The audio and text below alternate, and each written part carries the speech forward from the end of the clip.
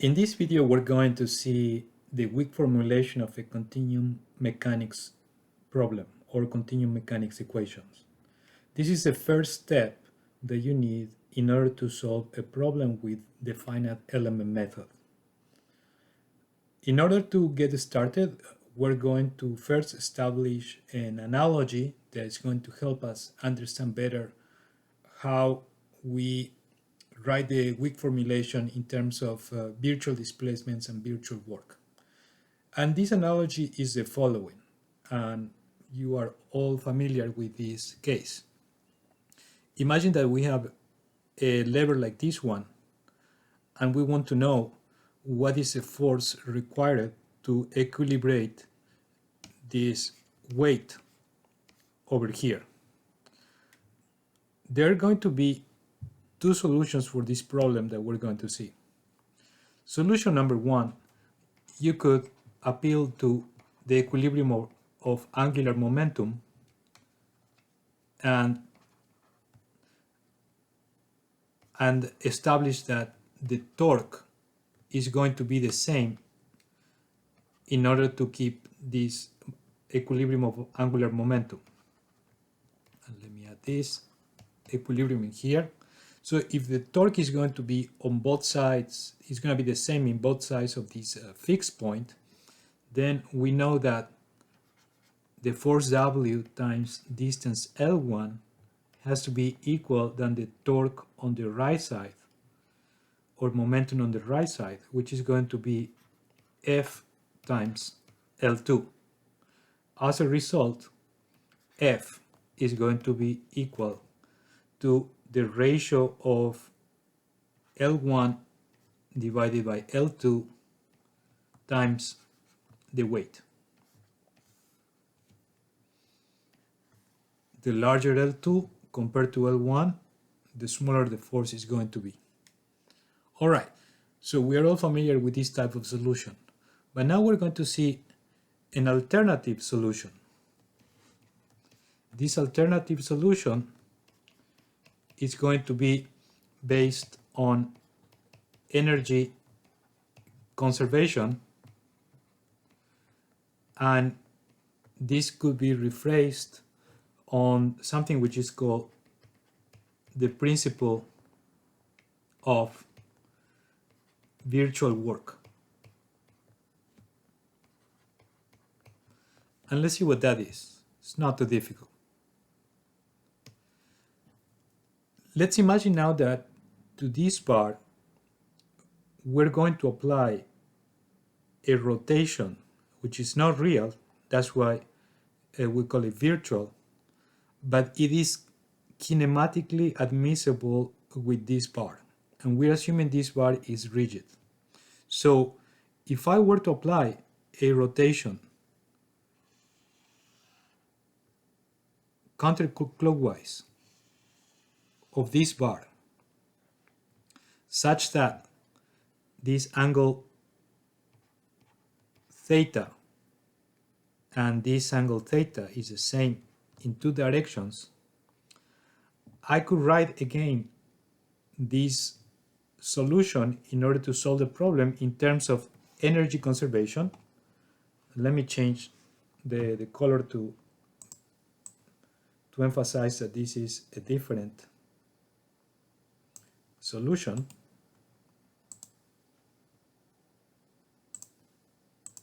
All right. We could appeal to energy conservation, and if we imagine that there was a displacement at this extreme called delta U1 and a displacement in this direction up of this other extreme of the bar, delta U2, then in terms of energy conservation, the work done by W should be equal to the work done by F. So F times the virtual displacement U1 should be equal, if this is under equilibrium, this is W, W times U1 should be equal to F times delta U2. And what is delta U2? Delta U1. Delta U1 is going to be, if I use trigonometry, it's just going to be L1 times the tangent of the angle of rotation. And delta U2 is going to be the distance L2 times the tangent of the rotation.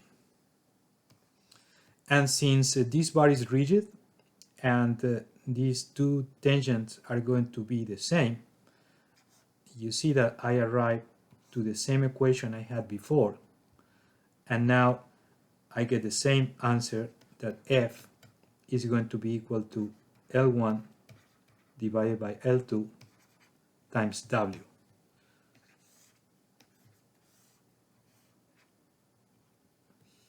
But the problem was set differently and was set based on these kinematically admissible displacements that guarantee that equality. Notice that I could have also moved this bar clockwise and the result would be the same. All right, these functions, additional functions that I use, these are what are called virtual displacements, and the product with the force is the virtual work. As long as I add a kinematically admissible displacement, and later we're going to see deformation,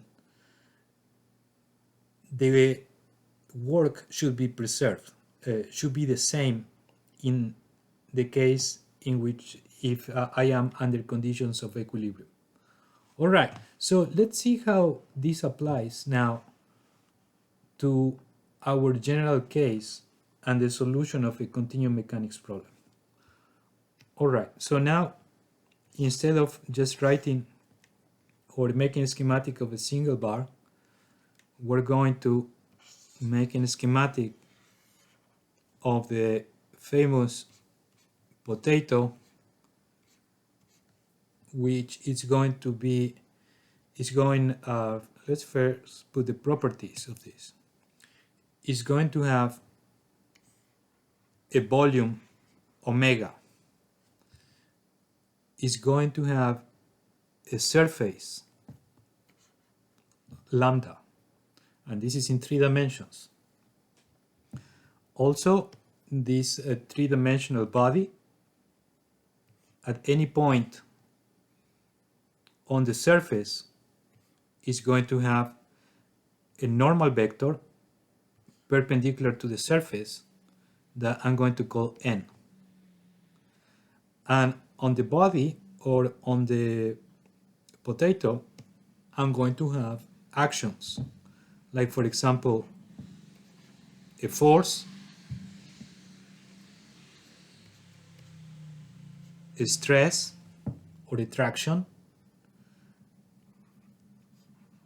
a body force proportional to density, and let me change the color of this, also a boundary condition, like for example in this case this is a displacement and also a rotation boundary condition subjecting this part of the body to something that does not move. Okay, we're going to start with the equation of equilibrium. If you remember the equation of equilibrium, let me write it here. Equilibrium.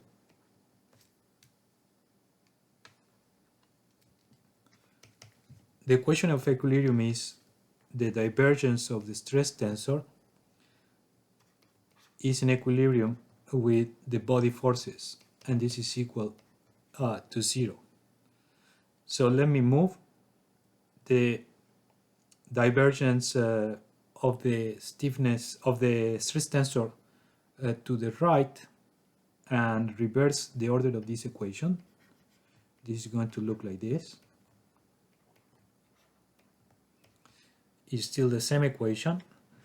And now what I'm going to do is, now that I have stresses and forces, I'm going to multiply all of these times a virtual displacement, similar to what we did before, but now it's in the general case for this entire body. All right, so let's do that. I'm going to have to put this in between parentheses, and I'm going to make the multiplication times that virtual displacement. And notice that it's a vector because now I am in 3 dimensions. And I'm going to do the same over here. It's a multiplication. And I'm going to do something else, which is I'm going to generalize this equality to the entire body. And in order to do that, what I'm going to do is make an integral of that over the entire volume of the body omega. All right, so remember that here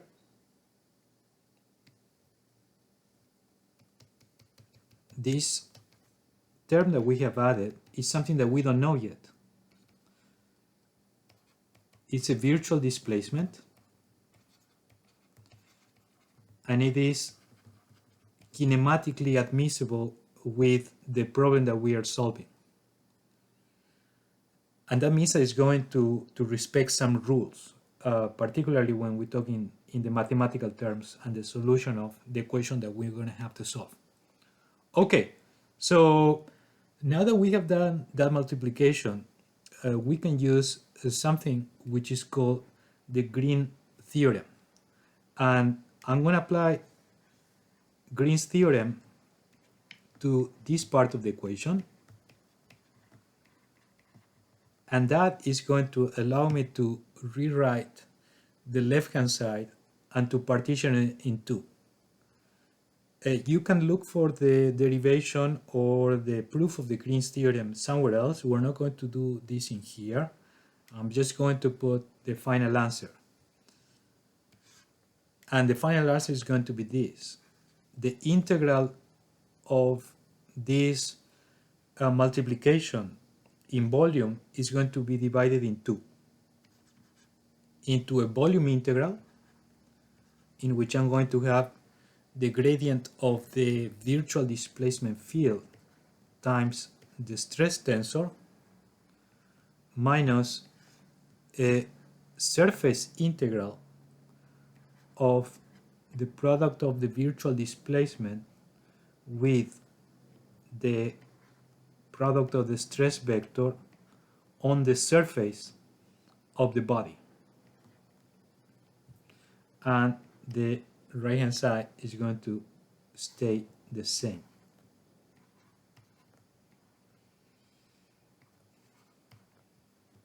Okay, let me be consistent here, and I'm going to, I forgot to do this at the beginning. Let me add this wiggly symbol to the virtual displacement. Okay, now that we have used the Green's theorem, we can write again this equation, and we can understand also a physical meaning for that. Before we do that, let's try to interpret what we have right now. And let me move this a little bit up, so hopefully I can fit everything into one page without scrolling down. Okay, here we have a gradient of a displacement field. It is a virtual displacement, but it is a displacement field. And we know that the gradient of a displacement field is going to be interpreted as a strain. And this is then what I'm going to write next. This integral in volume is going to be actually the strain derived from the virtual displacement field with the tensorial product with the stress tensor, which is a function of the real displacement.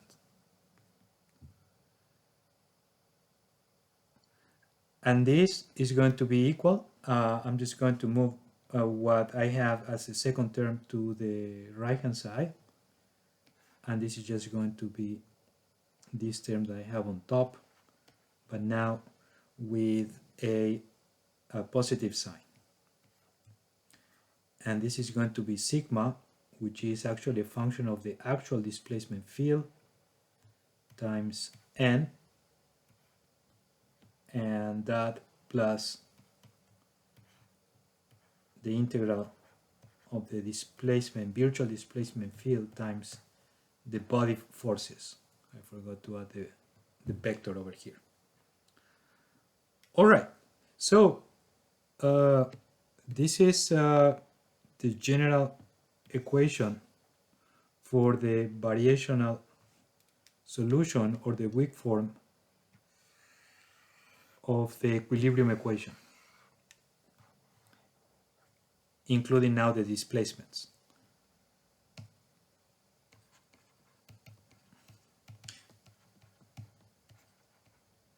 Let me say a few more things about this.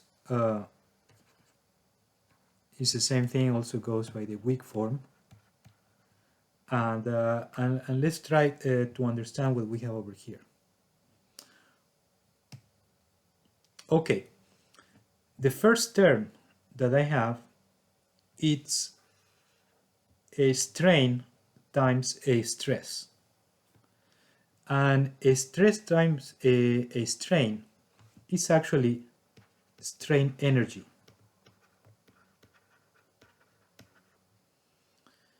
Let's see the second term.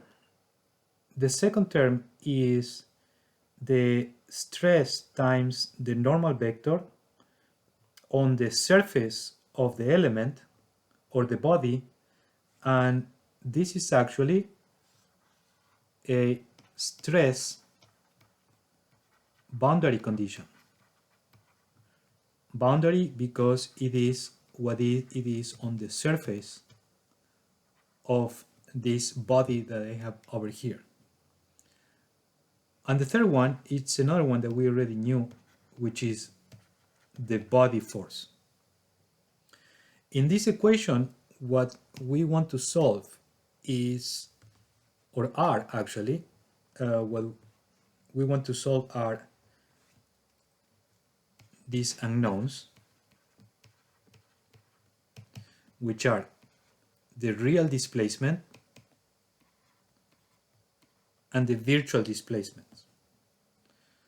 The real or the actual displacement is going to be the actual solution for our problem.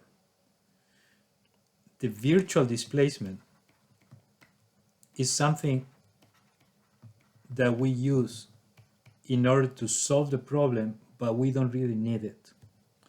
Similarly to the problem with the lever, we propose a virtual displacement, we solve our equations, but you see at the end they cancel.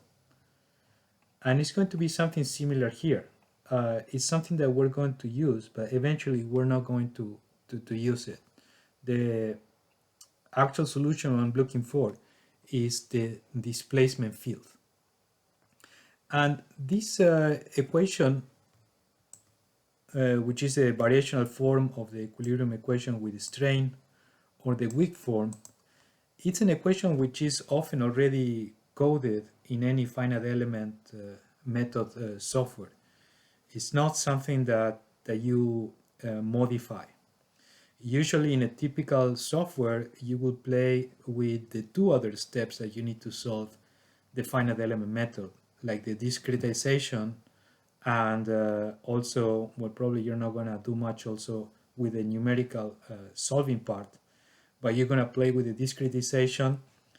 You're going to put your stress and displacement boundary conditions, probably body forces, so define these two parts, but you don't deal that much with what is on the left-hand side. And the left-hand side, it's important that to understand that this is going to depend also on your particular problem. Let's talk a little bit more about then this left-hand side.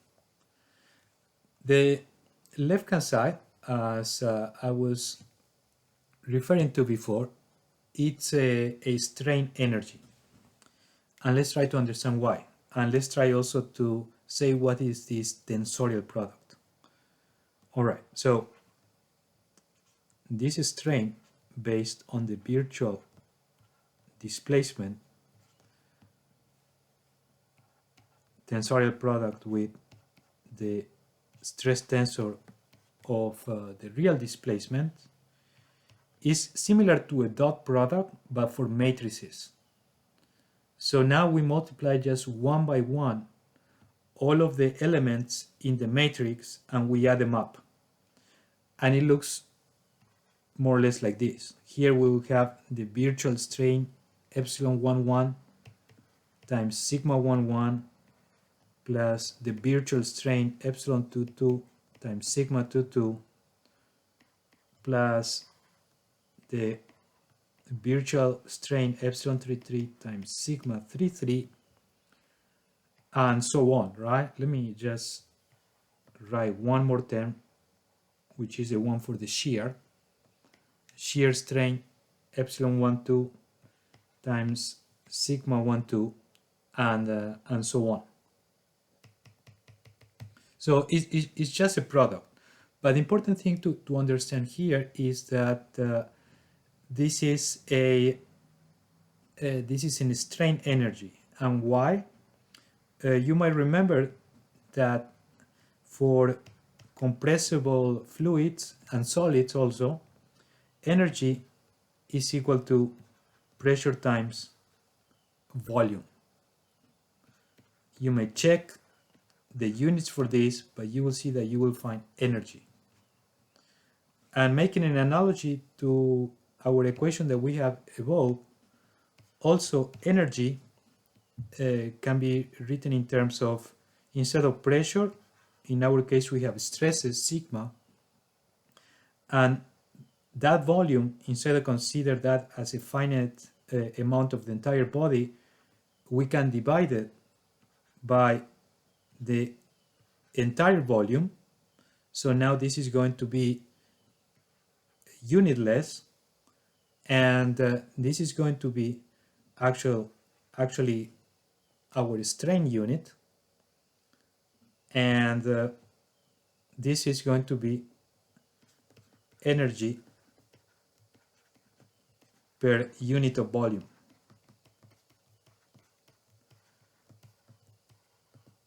And probably will be easier to associate this to be in a strain if we write this as the change of volume. The change of volume divided the initial volume. We know that in this case could be volumetric strain, but strain times stress, it's actually energy by unit of volume. All right, so let's go just one more step into solving this weak form. What would be the next step? We have used equilibrium equations. We have used the strain equations. Here I'm not explicitly using that, but I am assuming that there is a relationship between strain and displacement. The last step in order to fully write this variational form or weak form would be to write the stress as a function of strains with the constitutive equations. So in this case, I could replace in this equation, let me see if I have a space. No, so just let me write it as a new equation. This is going to be the integral of omega of the virtual strains tensorial product with the actual stress tensor, which I don't know yet. Also, I can make this, if I go one step further and I apply a constitutive equation, this is going to be the strain of the virtual displacement tensorial product with the stiffness matrix, and now I'm going one step further and assuming linear elasticity, times the strain tensor of the actual displacements. So from here to here, the only thing we have done is to add the constitutive equation, which in this case it is linear elasticity, and we could go one step further into assuming that this stiffness matrix, for example, is the linear elasticity, linear isotropic elasticity stiffness matrix, and that would solve the problem for isotropic elasticity. We could use a stiffness matrix for an anisotropic solid, and that would solve the problem for an anisotropic material. And that's everything that we have to do. So this is the theoretical part for the first step of solving a problem of mechanics with the finite element method. Remember, there are going to be three main parts. First, the variational form, which we have found in this case, and we're going to see an example in another video for linear isotropic elasticity. Second, the discretization that we're going to see also in an example application with an open source software. And third, the numerical solution, which we're not going to talk about, but it's basically the solution of a problem, a set of linear equations.